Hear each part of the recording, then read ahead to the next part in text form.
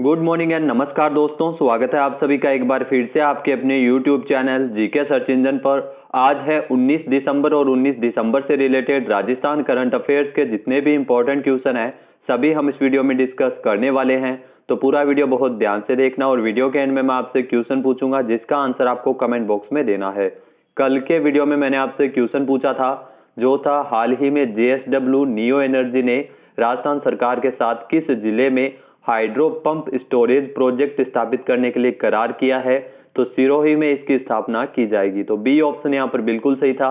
जिन दोस्तों ने B option comment box में सही जवाब दिया उनको हार्दिक शुभकामनाएं। हाल ही में बेंगलुरु में हुई इन्वेस्टमेंट समिट में निवेशकों द्वारा राजस्थान में आकर्षित निवेशकों को राजस्थान में आकर्षित करने के लिए सिरोही में सबसे बड़ा प्रोजेक्ट हाथ लगा है राजस्थान में। इस समिट में JSW नियो एनर्जी ने राजस्थान सरकार के साथ हाइड्रो पंप स्टोरेज प्रोजेक्ट स्थापित करने के लिए करार किया है। साल 2026 तक इस प्रोजेक्ट के ऑपरेशनल होने के बाद कम से कम 500 स्थानीय लोगों को रोजगार मिल सकेगा। इस प्रोजेक्ट में 140 हेक्टेयर में बनने वाले 2 बांध ट्रांसमिशन का सेटअप और कम से कम 500 कर्मचारियों के लिए आवासीय कॉलोनी भी बनाई जाएगी। तो बी ऑप्शन यहाँ पर बिल्कुल सही था। चलिए स्टार्ट करते हैं आज के करंट अफेयर्स। पहला क्वेश्चन है, हाल ही में देश का 7वां और राजस्थान का पहला बोन बैंक कहां शुरू होगा। तो ध्यान रखिएगा, भारत का 7वां और राजस्थान का जो पहला बोन बैंक है जिसकी स्थापना कोटा में की जाएगी। तो बी ऑप्शन यहां पर बिल्कुल सही है। आइए जानते हैं इंपॉर्टेंट फैक्ट। तो कोटा में इसी माह से देश का 7वां और राजस्थान का पहला बोन बैंक शुरू होगा। 5 साल तक जहां पर हड्डियां प्रिजर्व रखी जा सकेगी। इन अस्थियों को बोन कैंसर, जन्मजात विकृति समेत अन्य रोगियों को रिप्लेस किया जाएगा। राज्य सरकार ने साल 2018 के बजट में इसकी घोषणा की थी और इसके लिए 20 लाख रुपए का बजट भी दिया था। मेडिकल एजुकेशन की अनुमति की अनुशंसा पर फाइल पर हाल ही में जारी किए गए आदेश में कोटा के न्यू मेडिकल कॉलेज में इसी महीने के अंत तक ये बोन बैंक है वो शुरू हो जाएगा। अनुमति प्रदान की गई है। कोटा के न्यू मेडिकल कॉलेज में अस्थि रोग विभाग के ऑपरेशन थिएटर के सामने यह बोन बैंक है वो स्थापित होगा कोटा में। नेक्स्ट है, हाल ही में Rajasthan financial services delivery limited का गठन किए जाने की मंजूरी किसने प्रदान की है। तो Rajasthan financial services limited delivery limited का गठन किए जाने की मंजूरी CM अशोक गहलोत द्वारा प्रदान की गई है। सी ऑप्शन यहाँ पर बिल्कुल सही है। आइए जानते हैं इंपॉर्टेंट फैक्ट। तो Rajasthan financial services delivery limited का गठन किए जाने की मंजूरी CM अशोक गहलोत द्वारा हाल ही में प्रदान की गई है।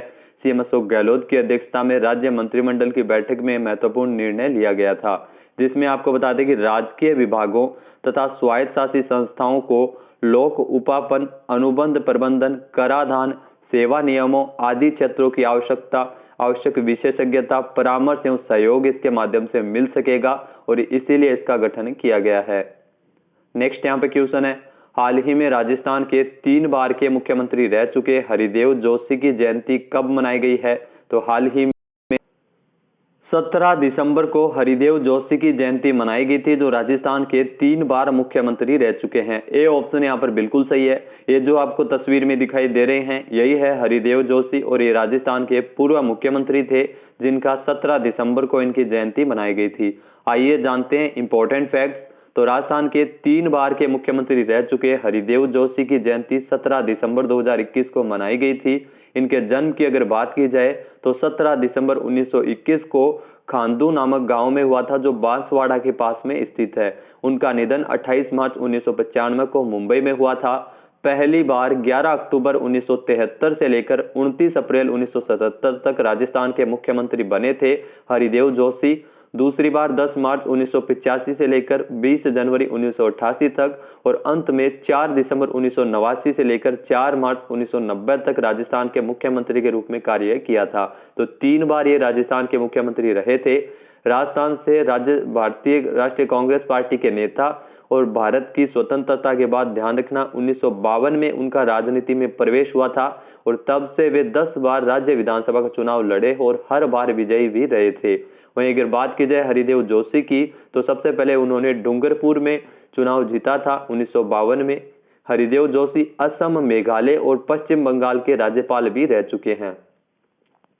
नेक्स्ट है, हाल ही में राजस्थान में smart project of the year award 2021 से किसे नवाजा गया है? तो राजस्थान में smart project of the year award 2021 से सम्मानित किया गया सुभाषिस गीता ग्रुप को यह पुरस्कार मिला है। बी ऑप्शन यहाँ पर बिल्कुल सही है। आइए जानते हैं इंपॉर्टेंट फैक्ट। तो प्रदूषण मुक्त क्षेत्र में रहने की ख्वाहिश सभी की होती है। आमजन के इसी ख्वाहिश को पूरा करने के लिए राजधानी जयपुर में सुभाषिस गीता ग्रुप कार्य कर रहा है। सुभाषिस गीता ग्रुप को उत्तर भारत के smart project of the year award से सम्मानित किया गया है। वहीं अगर बात की जाए तो 13वें एनुअल अवार्ड समारोह में सुभाषिस गीता ग्रुप के जो कार्यकारी निदेशक और सीईओ मोहित जाजू ने पुरस्कार ग्रहण किया था। इसमें आपको बता दें कि ये प्रोजेक्ट है वो सोसाइटीज में बनने वाले फ्लैट जहां प्रदूषण मुक्त और बेहतरीन क्वालिटी के साथ बनाए जा रहे हैं। वहीं हर उम्र के लोगों के लिए बेहतरीन सुविधाओं को ध्यान में रखते हुए स्पोर्ट्स क्लब, स्विमिंग पूल, मंदिर, पार्क आदि का निर्माण भी सोसाइटीज में किया जा रहा है। तो यह सुभाषिस गीता ग्रुप है जिसको पुरस्कार मिला है, जो जयपुर में लगातार कार्य कर रहा है। नेक्स्ट है, हाल ही में राजस्थान में अखिल भारतीय आदिवासी विकास परिषद का सम्मेलन का उद्घाटन कब किया जाएगा? तो राजस्थान में अखिल भारतीय आदिवासी विकास परिषद के सम्मेलन का उद्घाटन 20 दिसंबर 2021 को किया जाएगा। सी ऑप्शन यहाँ पर बिल्कुल सही है। आइए जानते हैं इंपॉर्टेंट फैक्ट्स। तो अखिल भारतीय आदिवासी विकास परिषद का जो सम्मेलन है वो जयपुर में आयोजित होगा। 20 और 21 दिसंबर को बिरला सभागार जयपुर में इसका आयोजन किया जाएगा। राष्ट्रीय सम्मेलन जिसका सीएम अशोक गहलोत इस सम्मेलन का उद्घाटन करेंगे।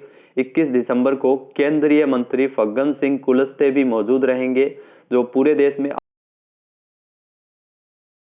आदिवासी डे हैं, तो 20 और 21 दिसंबर को इसका आयोजन है वो राजस्थान के जयपुर के बिरला सभागार में किया जाएगा। अखिल भारतीय आदिवासी विकास परिषद के जो वर्तमान में प्रदेशाध्यक्ष है घुमरिया।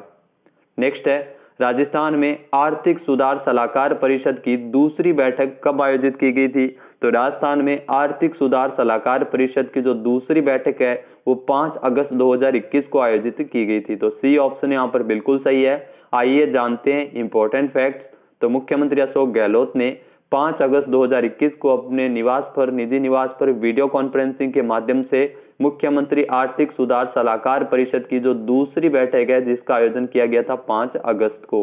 विशेषज्ञों की राय के आधार पर आर्थिक सुधार और संसाधनों का समुचित उपयोग कर राजस्थान को सुशासन के एक नए मॉडल के रूप में स्थापित करने हेतु सीएम अशोक गहलोत द्वारा मुख्यमंत्री आर्थिक सुधार सलाहकार परिषद का गठन किया गया था।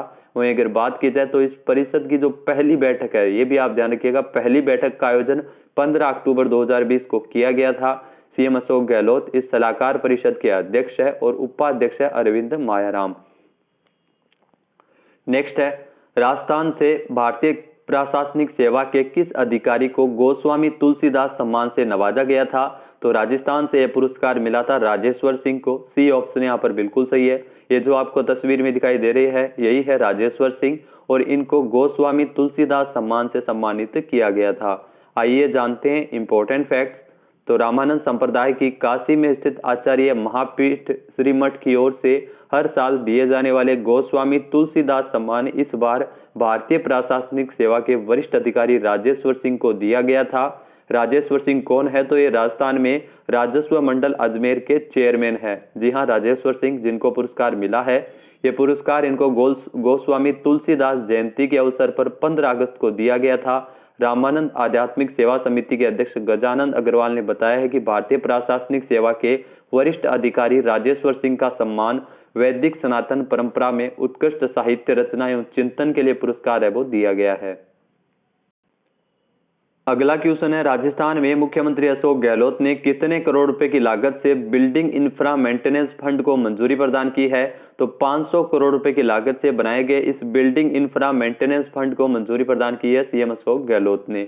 बी ऑप्शन यहाँ पर बिल्कुल सही है। आइए जानते हैं इंपॉर्टेंट फैक्ट।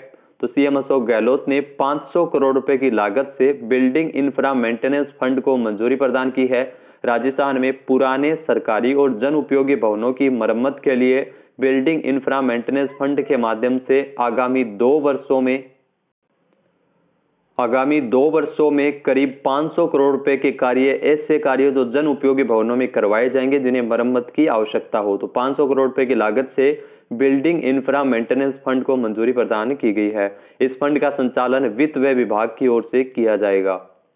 नेक्स्ट यहाँ पे क्वेश्चन है, हाल ही में किसने बांग्लादेश में ढाका के ऐतिहासिक श्री रमणा काली मंदिर का उद्घाटन किया है? तो हाल ही में बांग्लादेश में के ढाका में ऐतिहासिक श्री रमणा काली मंदिर का उद्घाटन किया गया था रामनाथ कोविंद द्वारा। सी ऑप्शन यहाँ पर बिल्कुल सही है। ये जो आपको तस्वीर में दिखाई दे रहे हैं रामनाथ कोविंद, और इन्होंने ढाका में जो प्रसिद्ध ऐतिहासिक रमणा काली मंदिर का उद्घाटन किया है। आइए जानते हैं इंपॉर्टेंट फैक्ट। तो राष्ट्रपति रामनाथ कोविंद द्वारा 17 दिसंबर 2021 को 50 साल बाद बांग्लादेश के ढाका के ऐतिहासिक श्री रमणा काली मंदिर का उद्घाटन किया था, जिसे पाकिस्तानी सेना ने 1971 के युद्ध में नष्ट कर दिया था। पाकिस्तानी सेना के कोड नेम ऑपरेशन सर्चलाइट द्वारा यह मंदिर नष्ट किया गया था। भारत ने इस मंदिर के नवीनीकरण का समर्थन किया था। मुस्लिम बाहुल्य बांग्लादेश की 16.9 करोड़ की आबादी में हिंदुओं की संख्या करीब 10% है। तो बांग्लादेश में इस मंदिर का उद्घाटन किया गया था राष्ट्रपति रामनाथ कोविंद द्वारा।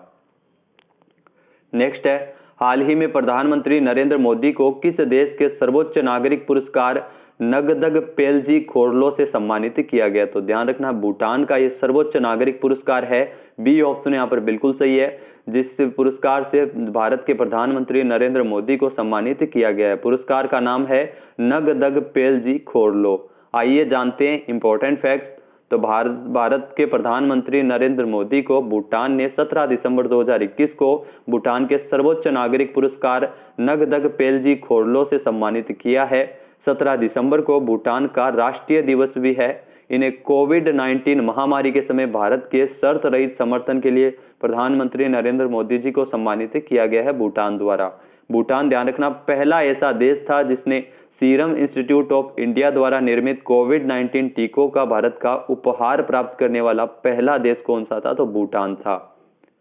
आइए जानते हैं आज के हमारे क्वेश्चन को। तो आज का हमारा क्विज है, हाल ही में 16 दिसंबर 2021 से शुरू हुए 11 दिवसीय लोक रंग महोत्सव 2021 की मेजबानी कौन सा शहर कर रहा है? एक बार फिर से सुनिएगा, हाल ही में 16 दिसंबर से शुरू हुए लोक रंग महोत्सव, जी हाँ, लोक रंग महोत्सव, 11 दिवसीय लोक रंग महोत्सव की मेजबानी कौन सा शहर कर रहा है? इसका सही आंसर आपको कमेंट बॉक्स में देना है। और अगर ये वीडियो आपको पसंद आए तो इसे लाइक और शेयर जरूर कीजिएगा। साथ ही साथ हमारे चैनल को भी जरूर सब्सक्राइब करें। वीडियो की जो PDF फाइल है वो आप वीडियो के डिस्क्रिप्शन बॉक्स से डाउनलोड कर सकते हैं, और इस क्वेश्चन का आंसर आप वोट करके भी कर सकते हैं।